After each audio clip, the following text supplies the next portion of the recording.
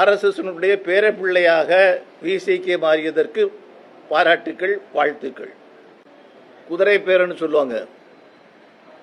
இன்னைக்கு சட்டமன்றத்தினுடைய உறுப்பினர்கள், தயவு செய்து நான் இது ஒரு மோசமான வார்த்தையை சொல்கிறேன் என்று கருதக்கூடாது.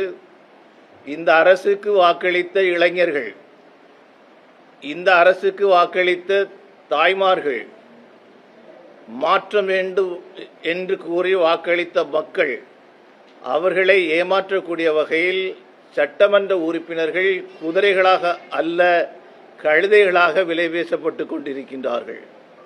இதைவிட கேவலமான நிலைமை தமிழகத்தில் இதுவரைக்கும் வந்தது இல்லை என்பதை இன்றைய அரசாங்கம் புரிந்து கொள்ள வேண்டும். ஆட்சிக்கு வந்தாச்சு. இந்த ஆட்சி 5 ஆண்டு தொடர்வது நல்லது என்று நான் கருதுகின்றேன். ஆனால் ஒன்றை ஆட்சியாளர்கள் புரிந்து கொள்ள வேண்டும். ஒரு எழுச்சியோடு கூடிய ஒரு வாக்களிப்பை நடத்திய இளைஞர்களும் பெண்களும் மக்களும் முடிந்து போனது என்று சொல்லி கருத மாட்டார்கள்.